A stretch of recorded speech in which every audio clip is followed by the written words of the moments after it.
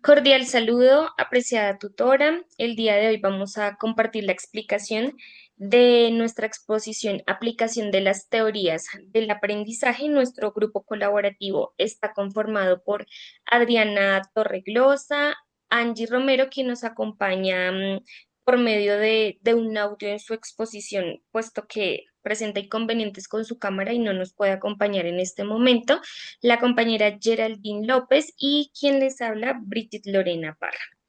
Tenemos el siguiente contenido para nuestra presentación y es la definición de las teorías que elegimos de manera grupal, que son el conductismo y el conectivismo. Posteriormente mencionaremos los ejemplos aplicativos a las clases, una comparación y allí mencionaremos ventajas y desventajas y una conclusión de nuestras teorías. Entonces, en primer lugar, mencionamos que el conductismo es una de las teorías de aprendizaje, donde uno de sus autores más relevantes ha sido Skinner, y dicha teoría plantea que el aprendizaje ocurre en el acto pedagógico como resultado de varios estímulos y respuestas que se presentan en la parte académica. Pudimos evidenciar que el papel del docente es un papel más activo, un poco más controlador, y sin embargo, el rol del estudiante en ese acto pedagógico pasaría a ser lo contrario, es un rol más receptivo, un rol más pasivo y de pronto no tiene tanta participación como el rol pues del docente.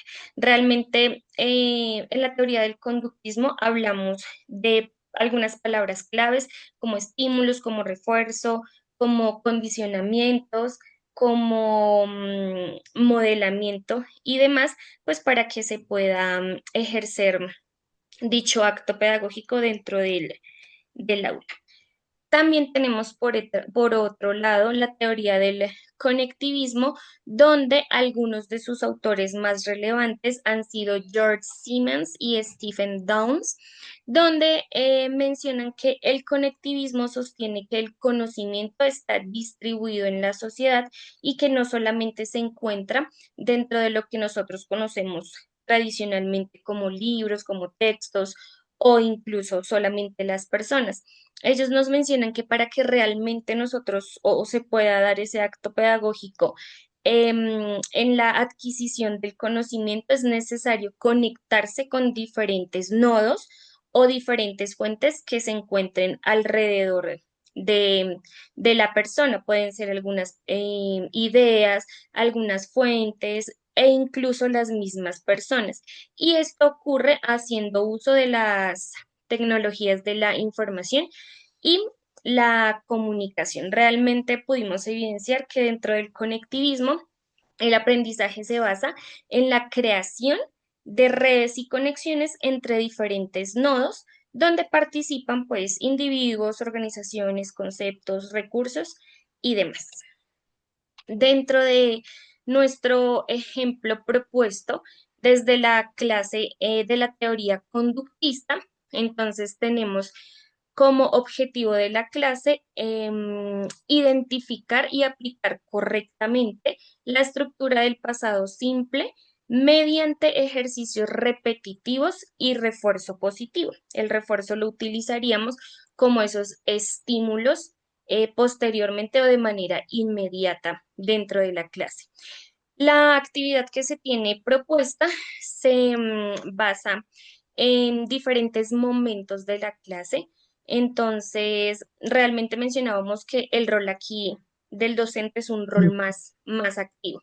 Entonces, el docente presenta algunos verbos de la lista que sean regulares e irregulares. En pasado se explicaría la temática como tal e incluso pues la diferencia entre estos dos tipos de verbos. Y lo que se busca es simplemente pues que los estudiantes repitan en voz alta, puede ser de manera individual, algunos ejemplos que menciona el docente.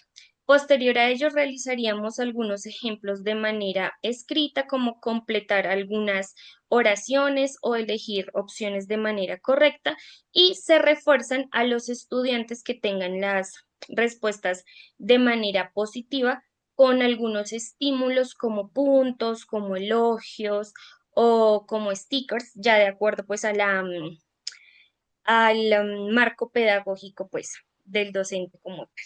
Muchas gracias. Cordial saludo, soy Geraldine López y en esta parte les explicaré cómo se desarrolla una clase desde la teoría conectivista aplicada al aprendizaje del pasado simple en inglés. El enfoque teórico es que esta teoría plantea que el aprendizaje no ocurre solo dentro de la mente de una persona, sino a través de conexiones entre personas, ideas y fuentes de información. Es decir, aprendemos cuando nos conectamos con otros y compartimos conocimientos, experiencias o recursos. Según esa teoría, el docente deja de ser únicamente quien transmite información y pasa a ser un facilitador que guía a los estudiantes para construir redes de aprendizaje y explorar nuevas conexiones. Por favor, pues, eso. Gracias. El objetivo de la clase, el objetivo principal es que los estudiantes utilicen el past simple para hablar sobre lo que hicieron el fin de semana. También se busca que conecten sus ideas con la de sus compañeros, usando actividades y recursos físicos y que al final reflexionen sobre cómo pueden seguir aprendiendo a través de sus propias redes, o sea, sus compañeros, los materiales o incluso aplicaciones que vendrían siendo como Duolingo, entre otras. Entonces, las actividades de clase serían, para comenzar, el docente explica brevemente la estructura del pasado simple. Por ejemplo, el subject plus verb in past y pide a los estudiantes que piensen qué hicieron el fin de semana.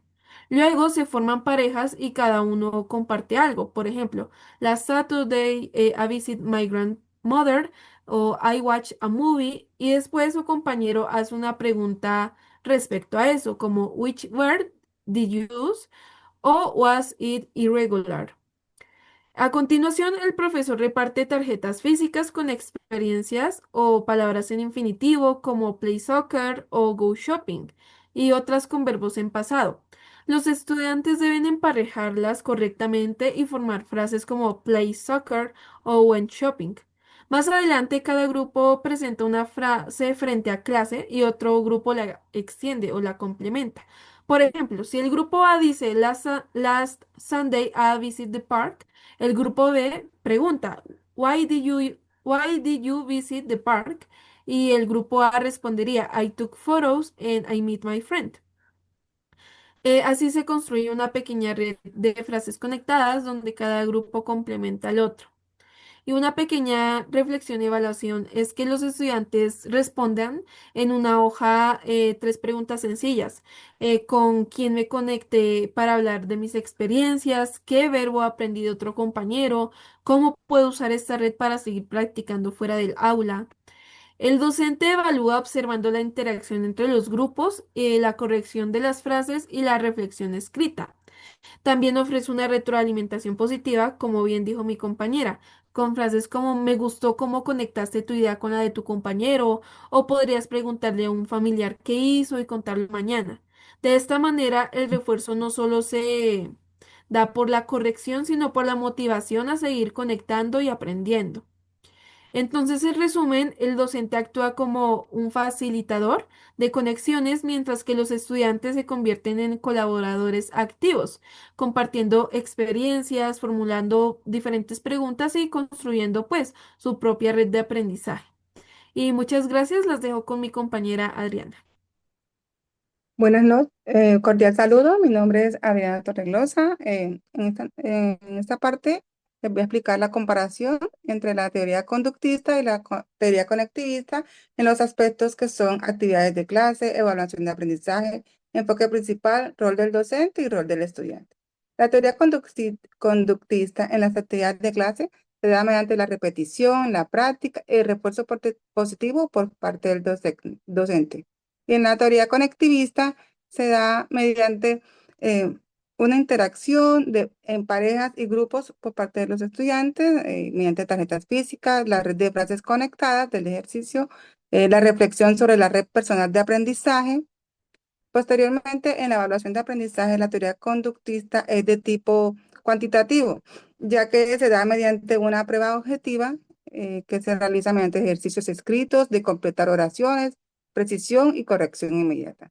Y la teoría conectivista, la evaluación de aprendizaje es de tipo cualitativo, ya que se da mediante la observación de conexiones grupales, presentación de frases conectadas, reflexión escrita y establecimiento de metas de red de aprendizaje, pero también mediante la aplicación contextual de los tiempos gramaticales y la fluidez verbal de todos los estudiantes. En el enfoque principal tenemos que la teoría conductista se da mediante el reforzamiento positivo, la repetición y el control del aprendizaje por parte del docente. Y en la teoría conectivista se da mediante la conectividad, la exploración, la colaboración activa, la construcción de red de aprendizaje por parte de los estudiantes. Ahora, el rol del docente es aquella guía, el controlador, el reforzador del comportamiento activo y positivo de los estudiantes. Y en la teoría conectivista es el facilitador de conexiones y de aprendizajes colaborativos de forma interactiva entre los estudiantes. Ahora, el rol del estudiante en la teoría conductista es el receptor activo y pasivo que aprende mediante la recepción y el razonamiento positivo. Y en la teoría conectivista es el conector y colaborador que construye su aprendizaje en red como un participante activo. Por otro lado, tenemos como la diferencia de entre las dos teorías, también podría ser que a veces el aprendizaje se da de forma mecánica, pero también hay que continuar reforzando para que los estudiantes no olviden y para que ese reforzamiento constante sea significativo y sea positivo, logrando un aprendizaje. Ahora, entre las ventajas tenemos que los resultados de ambas teorías son medibles y observables en tiempo real, que brinda una claridad de la estructura gramatical de la temática que se está presentando, y ambas teorías utilizan el refuerzo positivo para lograr que el aprendizaje se dé de forma activa en los estudiantes. Ahora, por otro lado, también promueve el aprendizaje significativo en la comprensión de los conocimientos previos con las experiencias personales que realmente se visualiza en las oraciones que crean los estudiantes. Por otro lado, una desventaja podría ser que limita el desarrollo del pensamiento individual de cada uno de los estudiantes cuando son actividades grupales, y que la evaluación puede llegar a ser un poco subjetiva. Bueno, continúa mi compañera Angie Romero con la conclusión mediante un audio. Muchas gracias. Buenas tardes, mucho gusto. Mi nombre es Angie Romero. En ese trabajo me correspondió la conclusión final. Como grupo, este trabajo nos permitió integrar conocimientos teóricos sobre el conductivismo y el constructivismo con situaciones reales de aula, demostrando cómo ambas teorías pueden aplicarse de manera práctica en la enseñanza del inglés. A través de ese trabajo colaborativo logramos analizar, logramos comparar y reflexionar sobre las distintas formas en que los estudiantes aprenden, comprendiendo que cada enfoque aporta herramientas valiosas para fortalecer el proceso educativo. Y pues esta experiencia también nos ayudó a desarrollar habilidades de planeación, de observación y análisis pedagógico, que consideramos son fundamentales para nuestra formación como futuros docentes. Además de esto, de manera personal, como estudiante de programa Liley, considero que este trabajo fue muy significativo, pues me permitió ver cómo las teorías de aprendizaje se transforman en acciones concretas dentro del aula. Además, reafirmó mi compromiso con una enseñanza que combina el conocimiento teórico con la empatía, la práctica y la reflexión, pues creo que enseñar un idioma no es solo transmitir estructuras, sino va mucho más allá de eso, es crear experiencias que inspiren a los estudiantes a aprender con sentido y con motivación. Muchísimas gracias.